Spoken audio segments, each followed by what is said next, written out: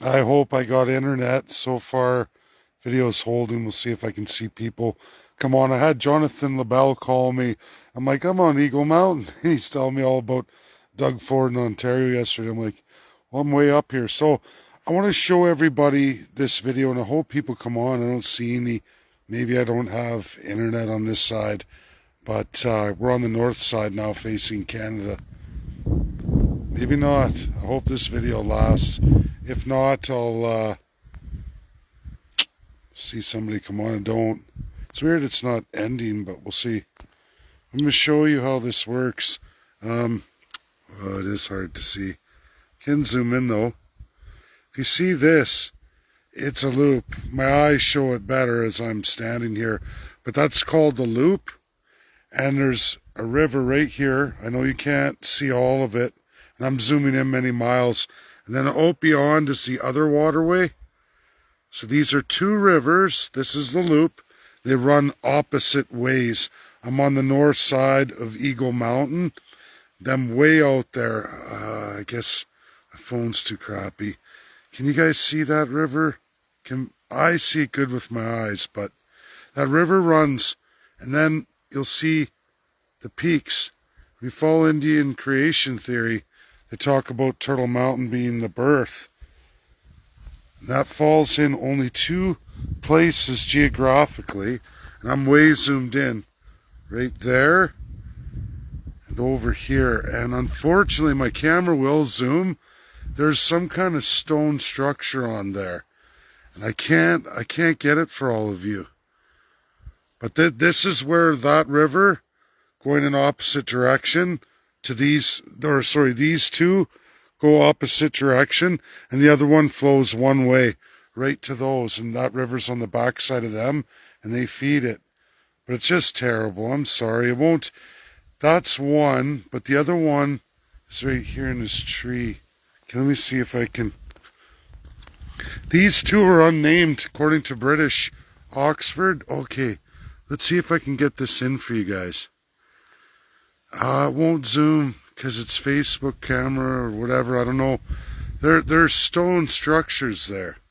Stone structures, and that sits at 1,860 feet above sea level. We can look at these, right? These are all named mountains. I'm going to zoom out. These are all named. The only two in all of this, and there's massive peaks. I know it's terrible camera, but these two remain unnamed. And according to UK law, they're under 2,000 feet. They're not mountains, so they don't get named. And in the spiritual references of American Indians, that this would follow that creation theory. These two mounds, whichever is the one. And this one right here, I know you can't see it. I wish you'd. Yeah, it just looks like trees to you guys on this. Doesn't matter. I took my camera and I zoomed right in, because even with naked eye, that's 10 miles. I can see those are not trees. And my phone on regular camera zooms in better than this. And you get it, right? Like, a lot of it is trees, but there's two structures there, stone structures. I'm not saying they're buildings or it's just mountain rock, but they're big. But that follows the degrees entirely. And according to creation theory and where this water's running and evil and good, those are the spots. AI produced that too. And what's funny is outside of Minnesota and some of the other northern states, America narrates their mountains at 1,000 feet. They name lots of them. We have lots of mountains. Mount Rushmore, for example, right? Well under the 2,000. So, you got to start to wonder, right? I'm just saying, it's interesting. Wait till I show you everything. It's pretty neat. When you get into Manifest Destiny, they say that center is the birth of it and the energy for that, the Turtle Island and Turtle Mountain being the center. There's two Turtle Mountains in USA, and there's also two in Canada, and they don't geographically fall in the center. They try to say the one in Manitoba is, but it has nothing of creation story matching it, whereas this location from Eagle Mountain absolutely does. It's like a map. It's like a map of the creation story. You know, when you think about this all being covered under glacial ice, Eagle Mountain would have been the first exposed, along with this mound I just showed you. The one for sure is 1,860 feet, and that would have been the other one. That's exactly the mile in distance. Just so everybody knows, I'll flip the camera back.